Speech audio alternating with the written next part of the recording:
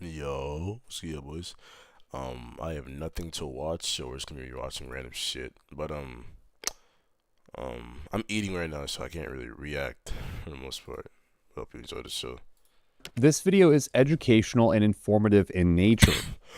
Do not contact anyone shown in this video. Also, this video is discussing steroids. Do not use steroids. This is entirely for educational and entertainment purposes only. A former AFL player was banned from the game of football because of using anabolic steroids, and there's something interesting I just wanted to review here. I don't actually know what the AFL is, so give me a sec. It's the Australian Football League, a professional contact sport played in Australia, not the United States, which is the NFL. That's the difference. But anyways, his name is Rise Mathiasen, and I think it's actually pretty important to review what's happening here, because it does bleed some light into the situation of professional sports leveraging anabolic steroids quite heavily. Now, Rise has received a 3-year ban from playing football. Former Rise, don't know that. Transform his body and then last 80 years for turning up to his parents' house.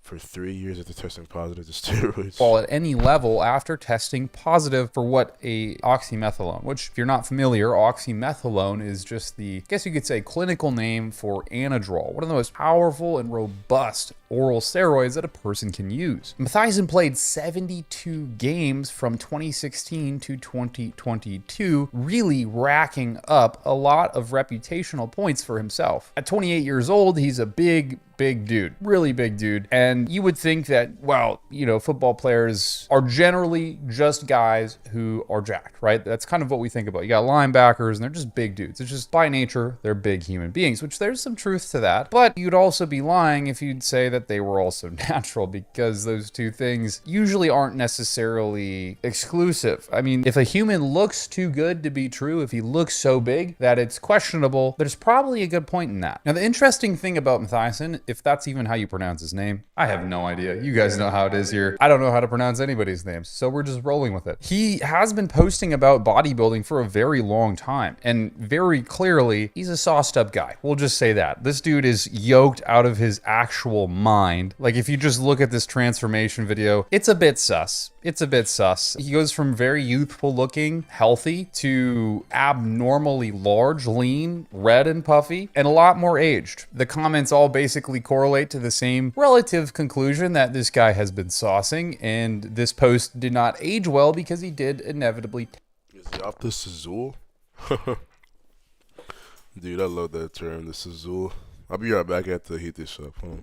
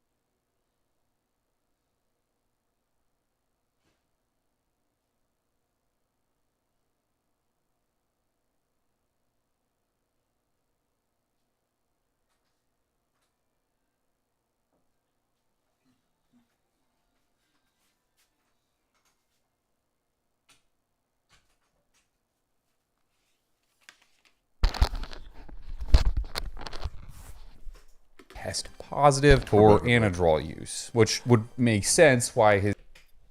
Okay, so he went from looking like a young man to a much older man. Also, the fact that he I really gotta learn how to know how bulking works.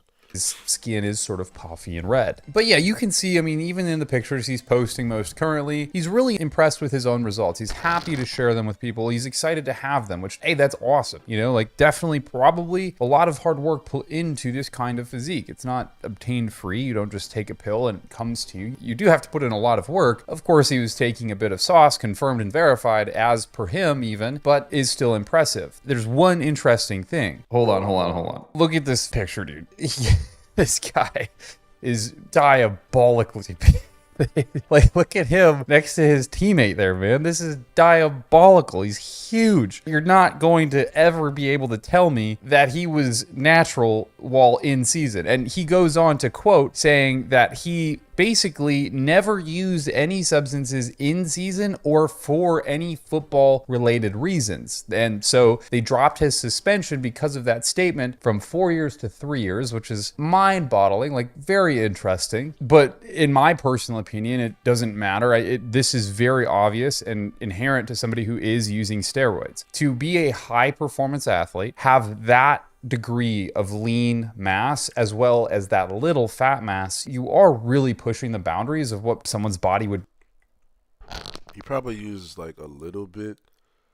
Well, actually, I don't know, man, because the officials did say he didn't use any, so Be capable of. And something that comes very apparent when you are lean and big is fatigue. And to sustain that leanness, eating very little, it's not conducive to very good performance. I mean, there's a reason why some of the best athletes in the world aren't shredded to the bone, because it inhibits performance. If anyone's ever actually been really lean, you know it is exhaustive. You just getting up out of a seat takes effort and focus, and you can't do amazing feats of strength whilst being that lean. However, you add a little bit of Sazul, maybe some pre-game Anadrol, it kind of takes away the fact that you're fatigued from all of this lean mass and limited fat mass. Let me back up a bit though and talk a bit more about oxymethylone or Anadrol, because I think it's really important. It's a cult favorite in bodybuilding and powerlifting and many other sports, and I think its effects are interesting, but also its side effects. So like other anabolic androgenic steroids, oxymethylone, or again Anadrol, is obviously going to agonize the androgen receptor. This is something we talk about historically in our videos and why the side effects can be so diverse when you're taking anabolic steroids, because androgen receptors aren't just in your muscle or skeletal mass, they are basically everywhere in your entire body, from your brain to your genitals to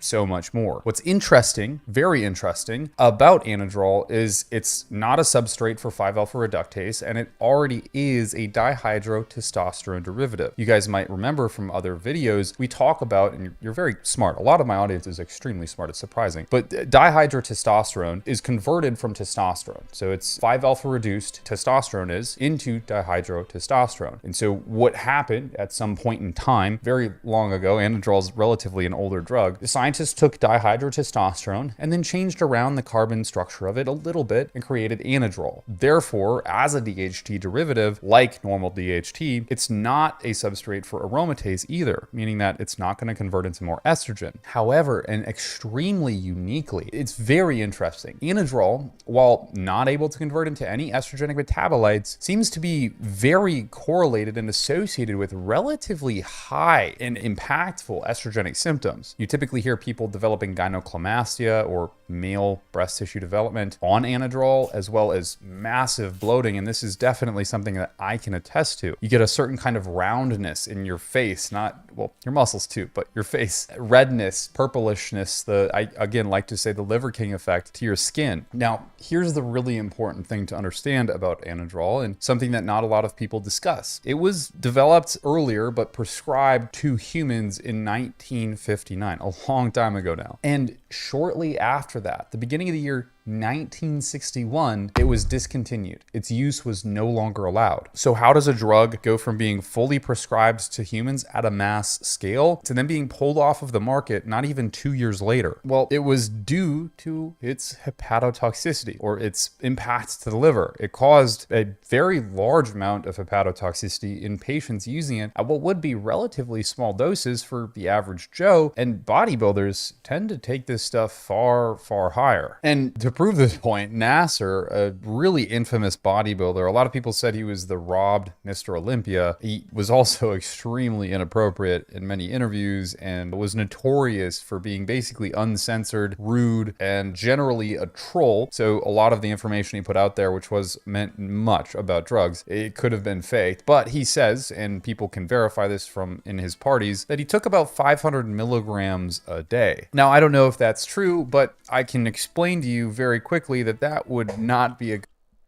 Nah, Pepsi as a Mr. Olympia is crazy. Hold on. Also, I've seen this guy. You ever seen those bodybuilders in those suits? He was in one of those pictures. good idea He's one of the main ones. for most people. I personally, just from seeing blood work from all over the world, not now people can there, which famous bodybuilder are far higher. And to prove this point, Nasser, a really infamous bodybuilder, a lot of people said he was the robbed Mr. Olympia. He was also extremely inappropriate in many interviews and was notorious for being basically uncensored, rude, and generally a troll. So a lot of the information he put out there, which was meant much about drugs, it could have been faked. But he says, and people can verify this from What the fuck? I mean, technically you can say you never fit the mold, and maybe that's why his story was never told right.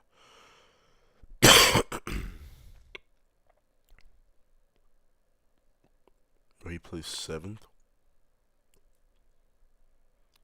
He weighed 300 to 380 pounds.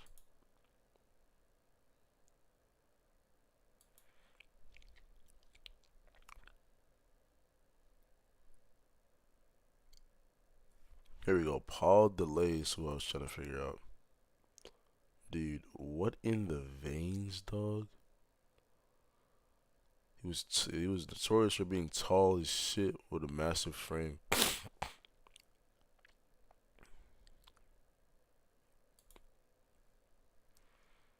But nah, I've always seen this guy in like in the suits.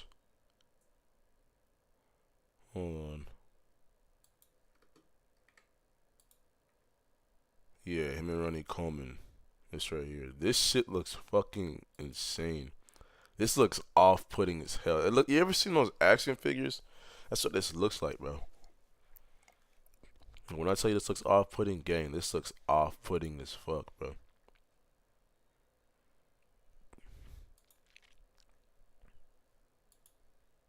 And these like these packed ass suits, bro. Like hell, nah, listen, I ain't gonna lie.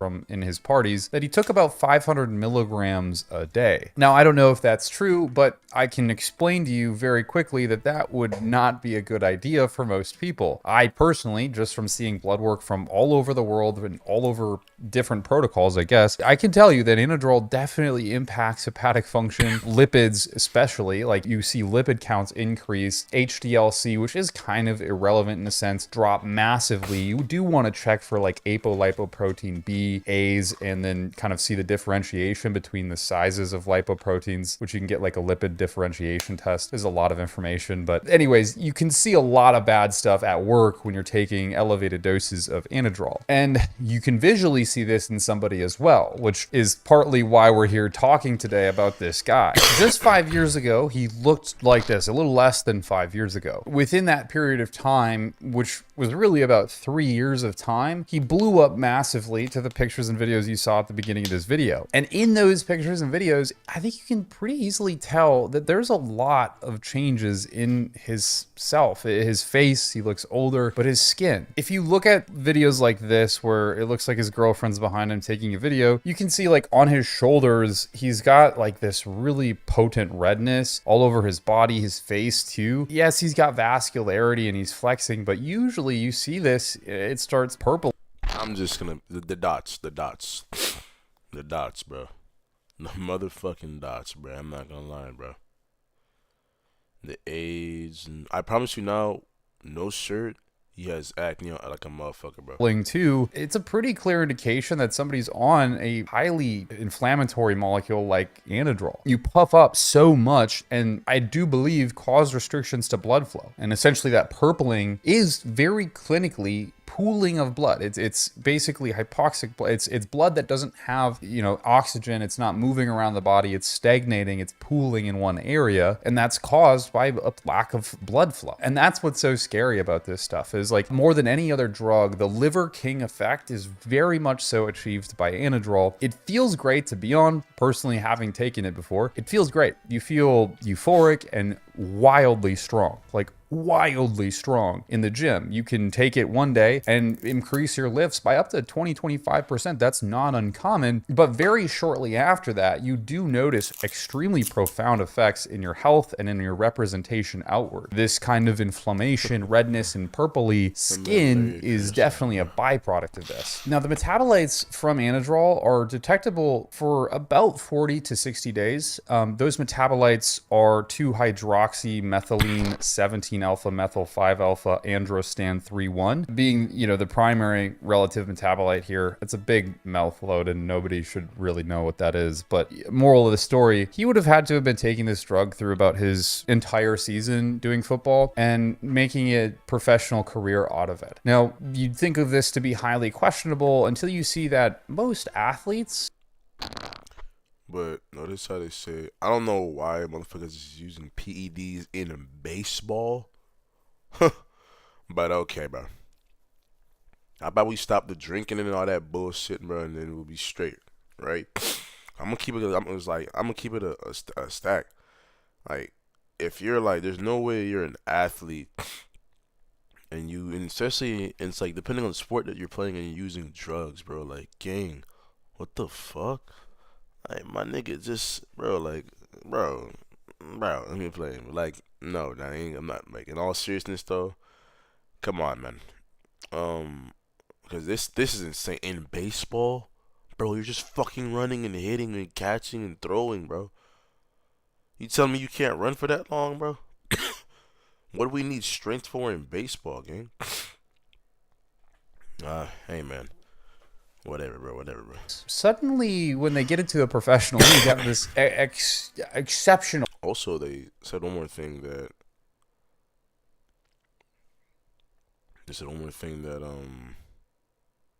He had not been using it for those 3 or whatever, so they probably just lied.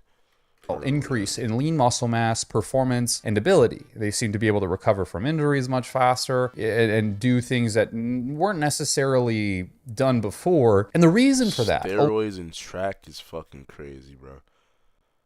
Like, actually, bro. Like, whatever you think something to be, it more than likely isn't. When and where Ben Johnson of Canada took steroids and how drugs cost him his gold medal in the 100.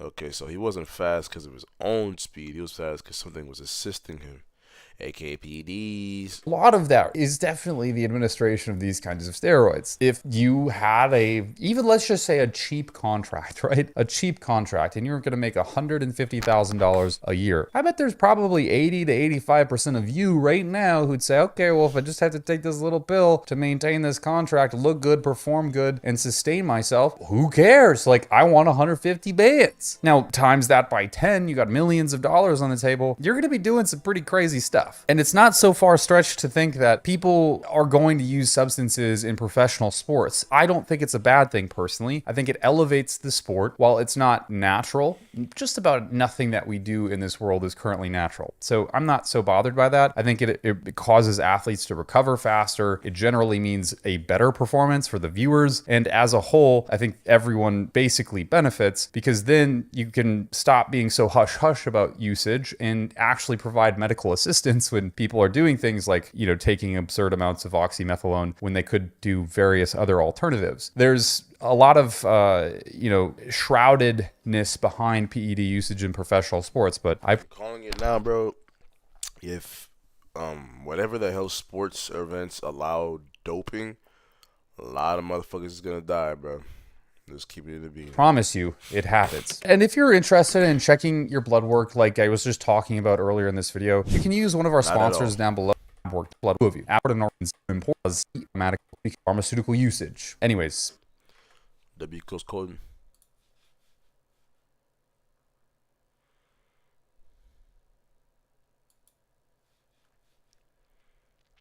When sun's probably rain so bad you start worshipping rocks. What the fuck?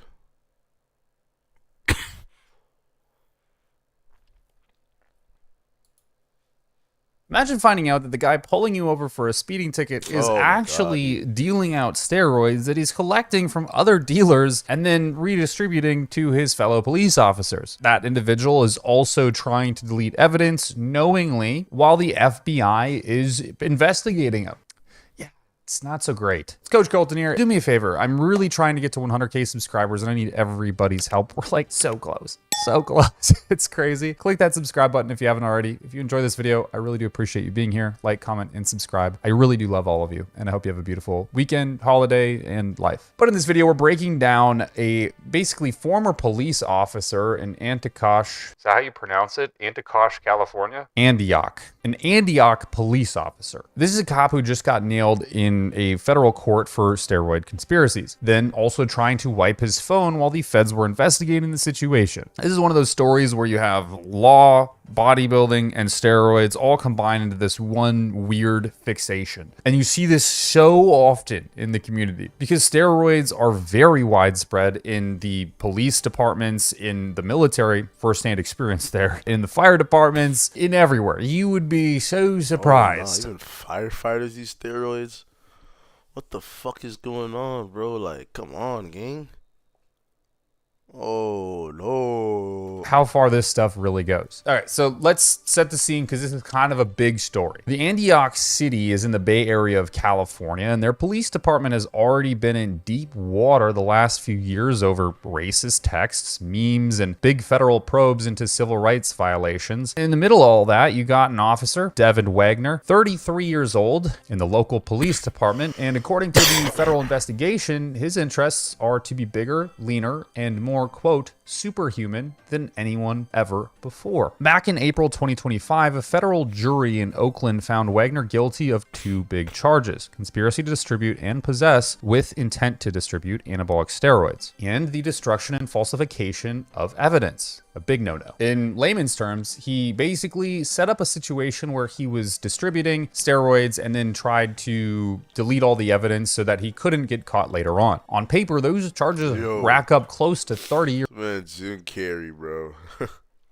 In prison based on generalized guidelines, though what he actually gets is going to depend on the federal sentencing. So how did this key player get here? How did we get a police officer in this exact situation? Well, the investigation leaned on another officer, Daniel Harris, and Harris isn't just a casual user. According to the testimony that he gave, he was buying various steroids and other drugs from different suppliers in Florida. Then he was actually making these drugs in his own house and then distributing them to current and former law enforcement officers across the country, including cops and other East Bay departments. Of course, he's also a bodybuilder, actively competing. Now, you tell me in this picture, who do you think our individual is? Harris, Officer Harris. I mean, it's pretty easy to tell. And so while he's been on leave, Harris has been training seriously, plugging himself into the bodybuilding community and distributing steroids. And one of the most telling parts about this case is the text messages that were pulled off of Wagner's phone with forensic software. At one point, he texted Harris something along the lines of, "I'm tired of being lean. I just want to be an effing animal." Harris replies, basically saying, "You are an animal. We'll just make you bigger and more vascular." That is the kind of mindset you see in the bodybuilding community. Now, here's where the conspiracy really locks the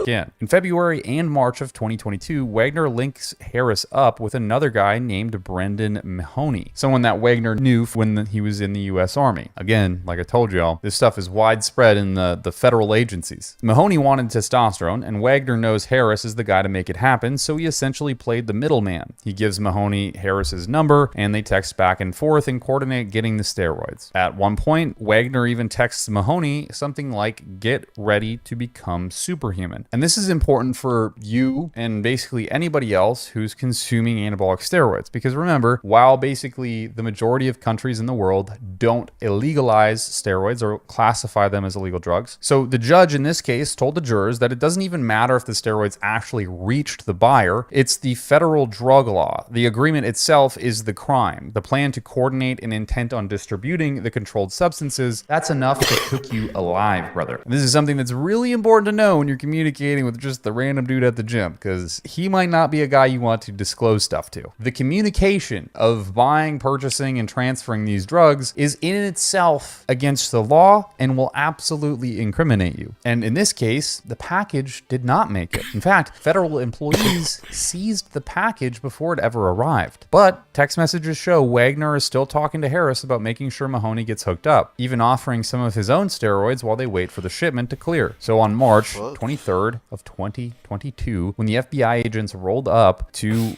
Hey man, he just wants to be a fucking animal. Wagner's home and had a search warrant, he didn't actually present himself or let them in or do anything. And 2022, when the FBI agents rolled up to Wagner's home and had a search warrant, he didn't actually present himself or let them in or do anything until about 9 a.m. when they had actually shown up at 8 a.m.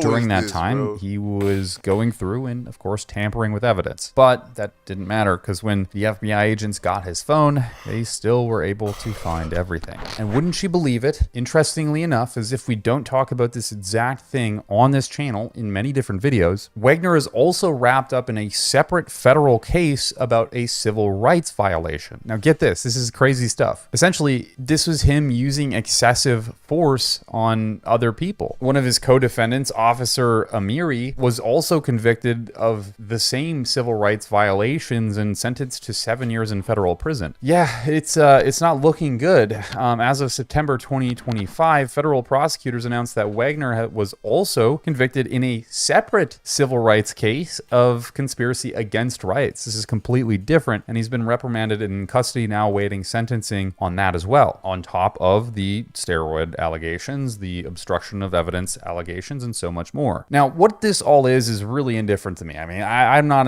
plugged into this situation at all. I'm just reading the transcripts and telling you basically what happened. All of this stuff is basically my opinion, but here it is. I think it's really important to remember that the reason we talk about steroids so much, the side effects, using them, and what those things actually look like, is because it's widespread. Your average Joe is probably taking steroids. I guarantee you walk into that gym. Bro, I'm looking at that video of the dude on the Haxa machine. I'm like, fam, don't crash out again. You're like 5 something. Both of those guys are literally like 6 feet, man. Just walk away, bro. Just walk away. Nobody get this shit right now. 1 out of 3 people is on some form of Sazul. They're juicing. They're getting huge. They're revving it up, brother. That includes the police officers pulling you over. That includes the random guy you're getting your groceries checked out by, or your Uber Eats dude. It's potentially all of them. That doesn't necessarily mean like as a society we're cooked, because again, I've talked about this before too. Steroids are not inherently a bad thing. In fact, they've saved a lot of people from very serious medical conditions. Very serious. But their misuse and abuse is the problem, just like any other drug. The problem that I have with this kind of stuff is the psychological effects. And we talk about this all of the time. And there's a lot of controversy within the comment sections when I do talk about it, how steroids can implicitly do things to your mental states. In specific, lowering your reaction time to make a decision. You become more impulsive. You make less thoughtful decisions, and you become more emotional with your decision making. This is very clinically observed. This is not me making up any kind of tomfoolery. This is in data, and it's been in data for decades now. You can see reaction times increase in individuals that use steroids, but their decisions themselves become more erroneous. And so now you place a cop on a bunch of steroids. Who knows how many and what of he's taking, but you do that, and you put him into a very tricky situation where he has to make several decisions in one momentary second, a blink of the eye. What decision is he now going to make? Whether he affords the ability to make that decision and knows that he can, or It's just subconscious that the androgen receptor activation in his brain and the elevated epinephrine Yo, I and all gotta that watch good that stuff vid, is man. leading him to maybe the wrong decision, just a quicker one. It's not good. It's something that I think is really important to talk about. There is a lot of cases where an individual takes steroids. They may have had underlying, sort of beneath the surface, mental issues that weren't significant enough to be present and wouldn't have caused any flags in medical testing. But once the steroids are involved and you have more androgen receptor activation, sort of turning up the preamp on the mic, making it louder, those very problematic things do come to light. They do come to surface. Something else to consider before you start blasting steroids. And while we're here, I do appreciate all of you. My goal is Shit, you're a 100K dick. subscribers by the end of the year. We'll see what Take happens. We'll see steroids, if we but get your there. dick But shrinks, one way bro. that you can support Now me you got an outside of acorn. subscribing is if you Like, are interested in no, sort of male hair loss prevention. This does work for females too, but let me just cut to the chase. We made our own product. It's called Super Follicle Fuel, and essentially it uses several different things, one of which RU58841, a topical anti-androgen, as well as a very normal and common compound, minoxidil, as well as many nutraceuticals. Basically, this is a topical formulation that you apply to your head. I would recommend at night to prevent further hair loss and then promote hair growth. and it's like, I don't know why the hell you would take steroids. Like, niggas have been saying so much about roids and cause health issues, but you can also lose your Long Johnson, your member, your 5 inch member repeater the feeder. I don't want to lose that. Not gonna lie to you. It sounds very, very terrible. Yeah. Okay.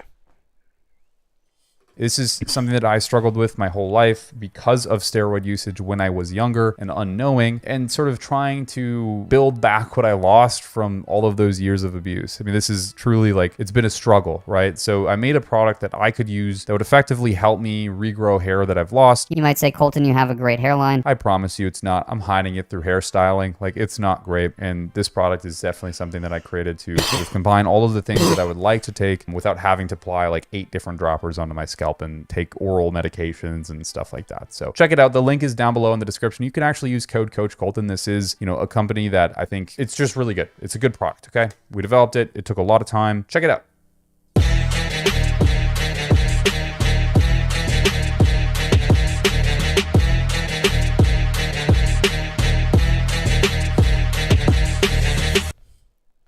Okay. Everyone's guaranteed. He's out there being you and me, so happy together. We said. I can't think of life. Is that the only video yet, or no? Dude, was that like the only video yet, or what? When stars fry your brain so bad, you start worshiping rocks. Oh no, I think I just saw that guy, man. Also, yeah, I seen this. I saw the thumbnail and I watched the video. That guy's smoking something, bro. I'm not gonna lie to you.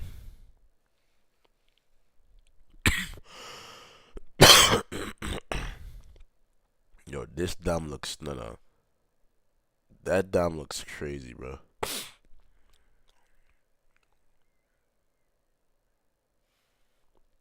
Okay, what did Mike Israel do? What is shockingly most soundproof. And you are more than likely familiar, if you clicked on this video, with the situation that has arisen with Mike Israel. Like all I feel is rage. The world-renowned fitness expert with the highest possible IQ. You are presuming you know more than me about the thing I'm one of the top experts in the world in, and also the thing I'm literally involved in myself.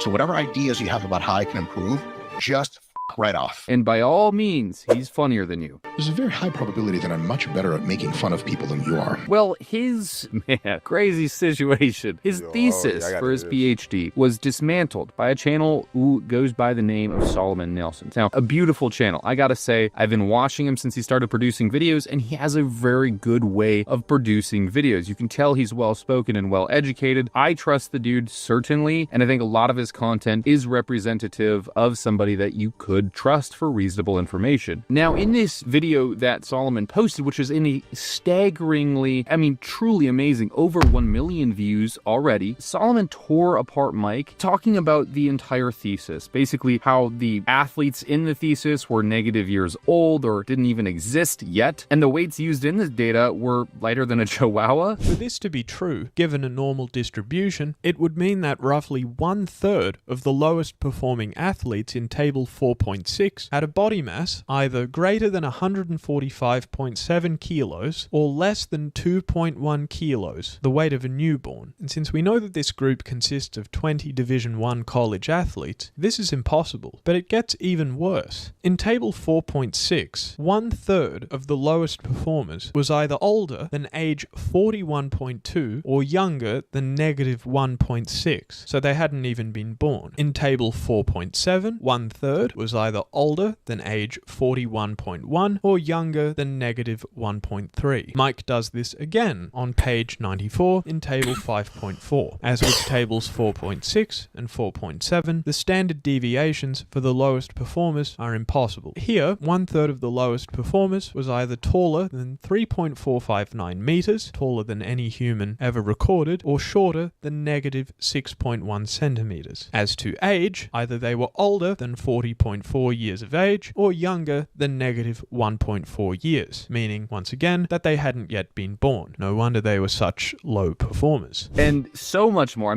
Horrible spelling errors, terrible spelling errors, and things that just don't make sense statistically. The statistics, which, trust me, I'm no statistician, but the statistics were fucking horrible. And now this was really bad because you have to realize Mike has been the guy who's claimed to be the most intelligent fitness expert. That's not something I'm saying. He has said that. I'm both on a raw IQ scale smarter than almost every coach, maybe every coach. And I know more about physiology, body responses, etc. than they do in most cases. He has said that he's had the highest IQ in the room for a very long time. Now, to not besmirch Mike, he's a smart guy. He's done very good things at large for people. The guidance he's given has provided a lot of results for different people in fitness and trying to make transformations, which is great. But you would hope when you build a multi-million-dollar brand and you sell items, whether that's a service or an item, that product is good and it's valuable, and the value is inherently placed in the qualifications an individual has who is making said item. For instance, you don't buy a Ferrari expecting it to be made at a Ford manufacturer. You buy a Ferrari because it's an Italian-made vehicle that's handcrafted. Well, it's somehow, after all of that, gotten more suspicious because Mike's crew tried to do damage control to make everything basically about 10 times more suspicious. Or talking about potential document tampering, cover-ups, and the kind of panic moves you make when you're not thinking straight. This is legitimately one of the wildest timelines that I've ever seen in the fitness space. We are having back-to-back scandals. It's faster than I can make videos. So here's what happened. Mike's buddy, Milo Wolf, came out swinging, trying to defend him by releasing a video basically where he claims that he has the real version of Mike's thesis, the one that the Solomon guy didn't have. And in this video, he opens it by saying Solomon is disingenuous. He's a person. He calls for him to be taken down. The video has gone viral, pulling in over 700,000 views in just a few days.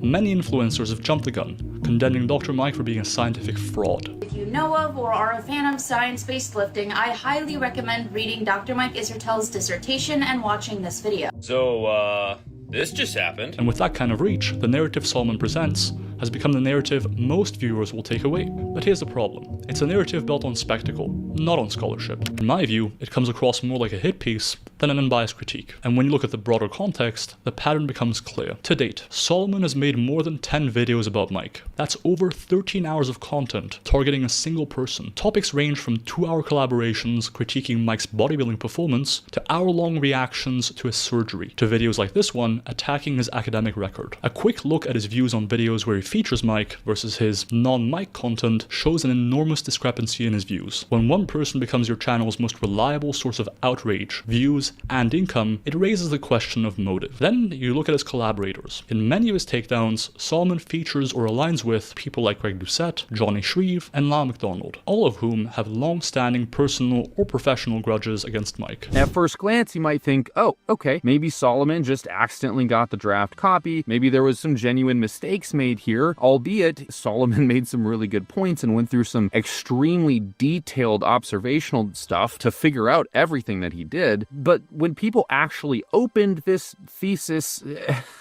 which they did link to the video, they found out that, holy shit, the red flags are everywhere. We're not talking tiny consistencies, we're talking caught in straight 4K footage doing some wildly irresponsible behaviors. The first of many red flags was that document's ownership, the corrected quote-unquote file that Milo released. Well, the owner isn't Mike, it isn't East Tennessee State University, it isn't even Milo. The Google Drive actually shows the owner, and it's pipix.contentious. I'm not even gonna try. It's a content manager. It's a social media content producer who makes content for social media influencers. It's a digital marketing agency ran by a guy in Argentina, a guy named Brian, who does social media content creation for all sorts of creators. But why on earth would Mike's 2013 PhD thesis be owned by his current marketing team? Not, the institution he wrote it for, or himself, or any of these things. The only reason that I could logistically think of in which the marketing agency would be the main proprietor of this information would be that maybe this is some sort of fabrication. Now, this is allegedly and something that a lot of people have postulated. I don't know for sure, but it is suspect. So either Mike's marketing guy traveled back far earlier in 2013, grabbed this document, and then committed some sort of time warp to come back to the current day and just had it in his possession, or something else is going on.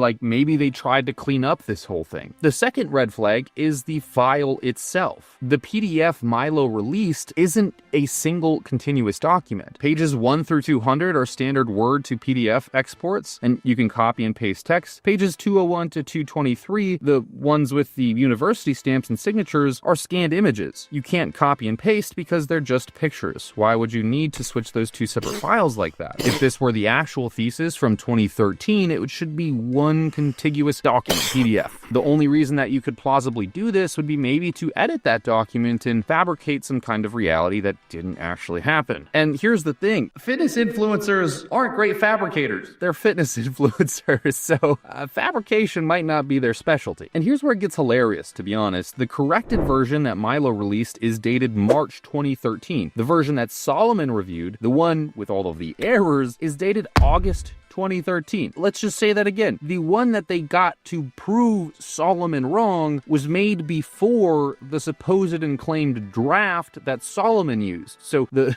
final was done before the draft somehow. You can't make this shit up. You really can't make this shit up.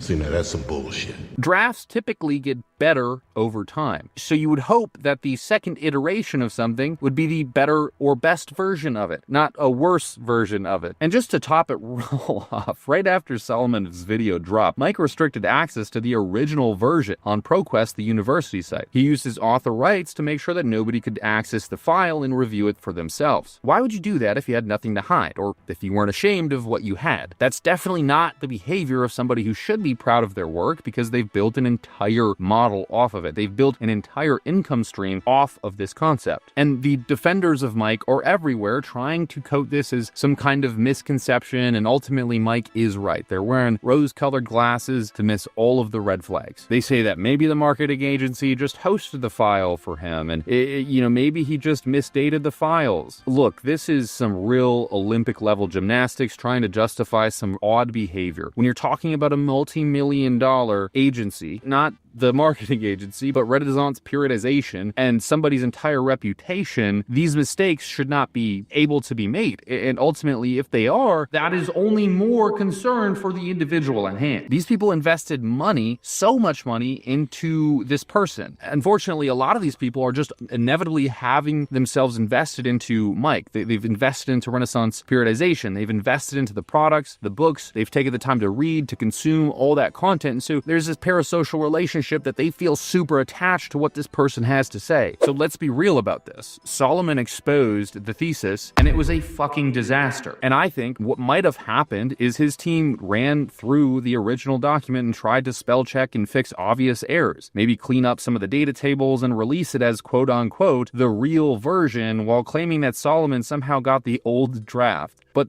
again, they're not professionals at this kind of thing. We're talking about the Mike and Israel files, okay? We're not talking about some truly big scandal here. So they fudged some numbers. They fudged quite a bit of them. The saddest part about all of this, the true point behind me making this video for you here today, is that it is so easy to persuade millions and millions of people, get on some of the world's most famous podcasts, work with some of the world's most famous influencers, and have nothing to stand on. You can build an empire on questionable behaviors and credentials, and no one bats an eye. Mike used those 3 letters, the PhD, to shut down criticism so many times, to sell products, to position himself as the highest IQ in the room, and when it got exposed, it put a bad taste in a lot of people's mouths. Now here's the reality. Mike recently made an Instagram post saying that, hey, turns out, after, trying to defend the final draft that Wolf came out with, after trying to defend that openly on Instagram, call people names, say really horrible things, threaten people, and have content taken down, he actually came out and said, hey, you know what, guys? Solomon's video, it was correct. That was the appropriate thesis. He actually has the right one. And hey, guess what? People make mistakes. My errors were very large in that, and it is what it is. Sorry, guys. And everything is just supposed to be okay. As if we didn't try to run other people's names through the muck, as if we didn't try to say that we were the experts and this was all a miscommunication. If we really acknowledge the problem here, nothing's changed.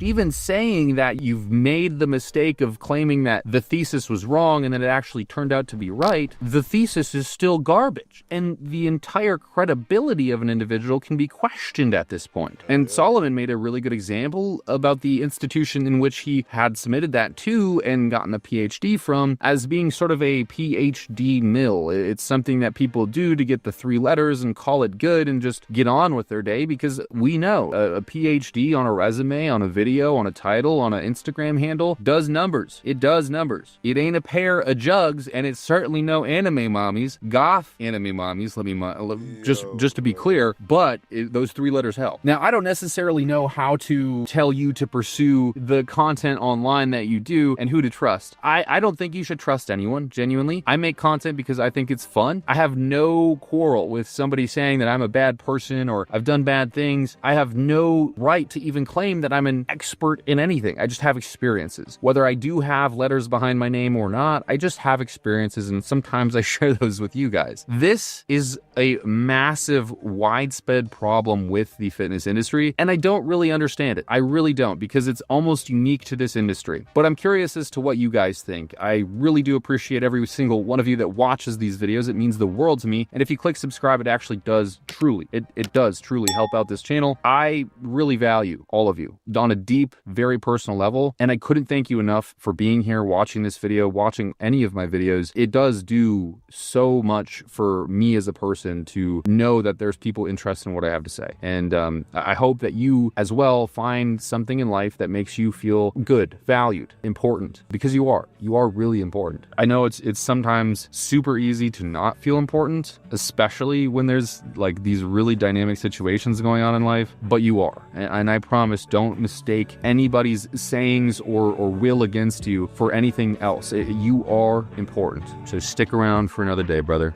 Promise that you'll never let me go. Just hold my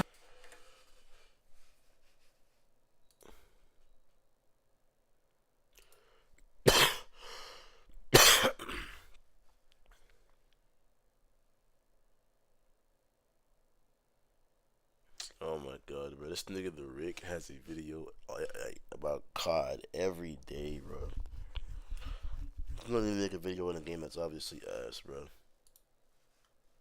Ladies and gentlemen, it's the Rick. Welcome back to a brand new YouTube video. Hope you guys are having a good day. And seriously, I don't know what to say anymore. I am at a loss for words when it comes to Call of Duty, when it comes to Treyarch, Activision, just everybody involved with Black Ops 7, because yet again, they are spitting right in our face as a community. They are lying to us yet again, and they think that we're just gonna lay down and accept it. But here we are today making this video to show you guys the truth about everything in regards to skill-based matchmaking, in regards to just matchmaking in general between Call of Duty and the game I am now loving more than ever and so thankful for, Battlefield 6. I really would appreciate if you guys could smack the living hell out of that like button. Treat it as a big fuck you to Activision, Treyarch, everybody that is just seriously lying to us on the daily now, because what I'm going to show you guys in today's video is actually insane. So smack that like button, comment your thoughts down below. Do you agree with me? Do you disagree with me? After what I show you guys in these clips,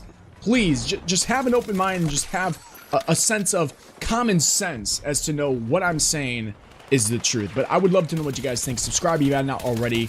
But let's get into this, man, because it's actually insane. So before I get into the clips, I want to start off with this tweet right here from the exclusive ace, because this just shows that Treyarch is doubling down on their lies and basically their bullshit that they continue to spew almost every single day. It says, update on yesterday's video regarding matchmaking in Black Ops 7. I've been in contact with Treyarch and they've been looking into the matches I was testing on my accounts. They've reiterated to me that nothing has changed with the matchmaking at all compared to the open matchmaking in the beta. However, they stated the player demographics and playlist selections are very different in the full build versus the beta. So the discrepancy that many of us have had with our experience in the beta versus at launch is most likely due to these factors.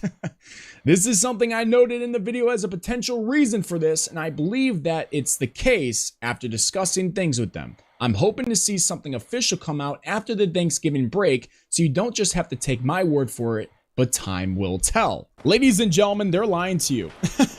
I'm just gonna say it as it is. They are lying to you. If you truly think that because they added more playlist selections into the game and that's why the matchmaking time went from a few seconds in the beta to now 40 plus seconds in the full launch of this game, I don't know what to tell you. You are lost, you are being manipulated to a whole nother level, and I just feel sorry for you, and I hope one day your eyes can open, your brain can start thinking for itself, and you can see that it's not the same. I want you guys to look at these clips that I got for you today. I did some of my own testing because I feel like this is very important to show you guys the difference between these two games. So I first loaded up Black Ops 7. I got 4 of the top modes within this game selected: Team Deathmatch, Domination, Hardpoint, and Kill Confirmed. I just want to see how long with these 4 modes selected will it take for me to get into a game. And of course, you know, I'm sitting here, I got my stopwatch going on the side so I can get an accurate number for you guys, and I keep seeing my ping go up.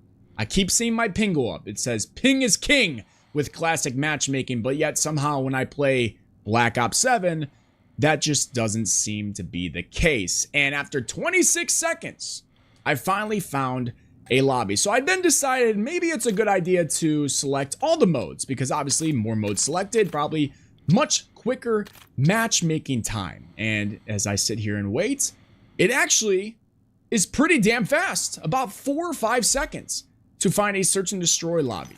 Crazy. I back out. I'm like, you know what?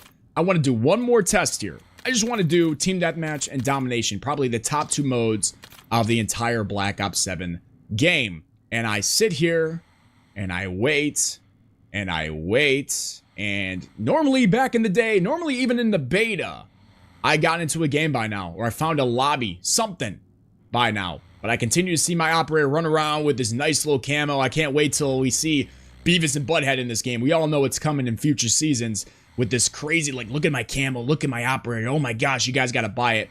And as you guys can see, I believe it was 28 seconds later, we found a domination on Nuketown. So kind of crazy, you know. Obviously it's a little longer, you could say, because of different playlists. It might be a little different here and there, but we all know we gotta do a little bit of compare and contrast, and I think that's what this video needs. So what I decided to do was go into Battlefield 6, and I did a custom search. I got 4 of the top modes: Rush, Escalation, Conquest, and Breakthrough selected. I don't even need to show you guys the time. Look how quick I got into a game. 2 seconds, ladies and gentlemen. I found a damn game for Breakthrough. I was like, okay, let me go back again. Let me go and deselect these, or actually select all the modes, just like Call of Duty. Select all the modes, How quick can I find a game? Same exact time, ladies and gentlemen. All right, one more test. We got to do one more test. We're going to go back to the lobby. We're going to just have 2 modes selected. We're going to have 2 modes. Domination and King of Hill. Small map modes for Battlefield. Not the most popular. 2 seconds. You cannot make this shit up, ladies and gentlemen. It is ridiculous, the gaslighting that Call of Duty continues to throw at you to make it seem like, oh, just because more playlist selections, it's going to increase the time here and there, yada, yada, yada. Makes 0 sense because I went to Battlefield, did the exact same tests, and because their matchmaking is based off of ping, like classic Call of Duty matchmaking was, I got into a game almost instantly every single time. Now, I already know there's going to be a lot of people in the comment section absolutely losing their minds, so upset with me, going on their knees for Daddy Activision to defend them like their life depends on it. I mean, oh my god, it's actually embarrassing. They're going to be saying things like, Rick, you can't compare Call of Duty and Battlefield 6. This is not a logical test. You're just rage baiting because Call of Duty, they don't have any lobby disbanding anymore. You guys remember that tweet? Hey guys, Treyarch said we've heard the community's discussion around lobby disbanding and we're focused on keeping players together from match to match more often in Black Ops 7. Today we're excited to announce we'll have persistent lobbies at launch and we'll have more details closer to launch. So you can't compare this because in Call of Duty, you're being paired up with the people that have the exact same game mode selected. So this test is flawed. It's not valid. Now, I have 2 things I have to say to you guys that have your knees scraped up for Activision, okay? Number 1, I feel sorry for you. I hope you can wipe your mouth when you're done. But number 2, I got 2 examples as well. First off, when the game first launched with, Black Ops 7, there was a playlist called Open TDM, okay? There was another one under it, like Open Core Mosh Pit, and another one was like Skirmish 20v20, whatever the case may be. So when I clicked on Open TDM, which was its own playlist, you didn't have to go to Quick Play to do it, you didn't have to do anything except for clicking that playlist. Can you explain to me why that? Heard. Yeah, I got you. Ooh. Alright, I'll be right back.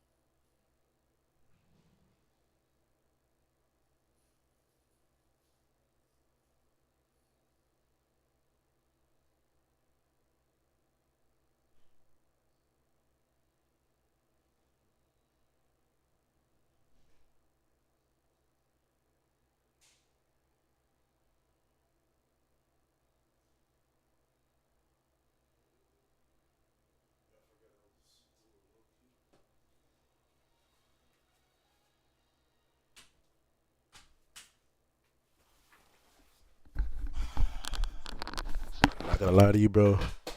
I've been dead asleep for like 90% of this video. But we're awake now. Good little nap. Then it still took me 40 plus seconds to find a lobby. Does that make sense? Or how about if I clicked on Core Mosh Pit, which is its own playlist? It's its own playlist, probably one of the most, you know, populated playlists at the launch of Black Ops. You know, I'm not even gonna watch this vid. I'm just gonna read the comments, bro. Hold on.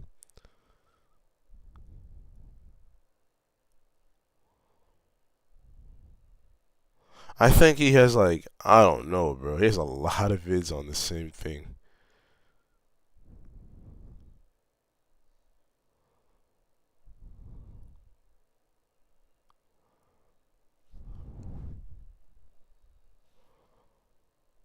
At this point, I don't think I believe anything they say, unless I don't think I believe anything they said unless it's yes, we lied.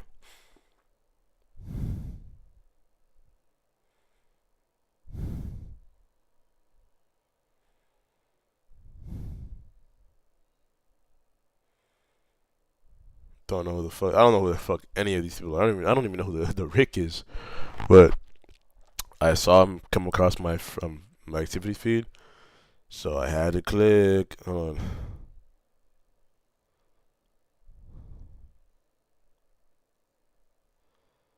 Yeah.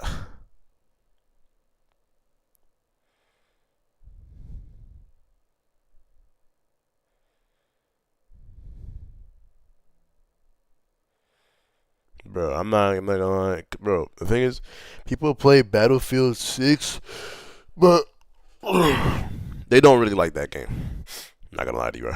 They don't. If they like the game, bro, what's that bullshit called? Well, no, the people like the game, but it's not. It doesn't. It's like this.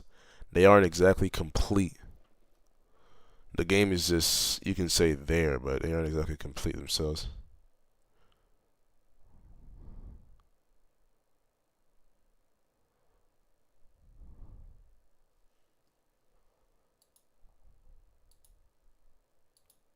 W the rig, man.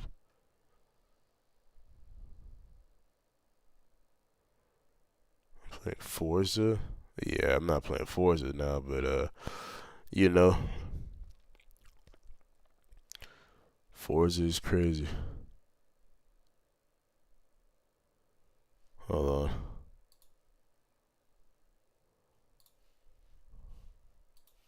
on. Yuji Itadori myself. Sorry. I will kill Yuji Itadori myself. Sorry. Please do, bro. Itadori. Domain expansion. Satoru Gojo has been sealed. Gate closed. I have to fight. Otherwise, I'll just be a murderer. Let's kick it up a notch, Itadori!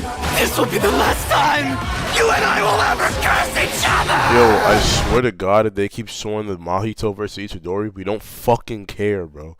Oh my lord, bro. Itadori, you take it from here. It started once. And like, Itadori has no power, bruh. And so it makes it even more annoying. He has no power. Literally, his only powers are Black Flash and this little blue thing right here. What is this, bro? Again. Oh my god, never mind. It's like, did he... Okay, I don't know what Mahito got defeated by, because Mahito has power. Like, damn. I will look this up, but I just find that him losing, it made no sense to me. Of Heian, the golden age of Jujutsu. Because of me, a lot of people are dead now! Please, I need your power. One of Gojo's students wouldn't go down easily. I can't stay with the others anymore. You can't give up. It was 12 years ago when all the distortion started. Did you think you could go after my little brother and then leave this place alive? Let's go, Rika. Well, alright then.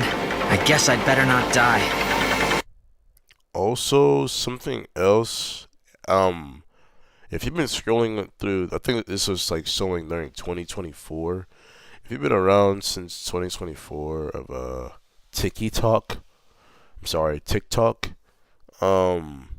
everyone that you see is about to get flatlined. Allegedly. I don't know, bro. I'm just reading off TikTok.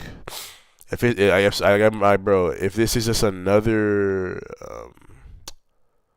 I don't know how to say it. Is this just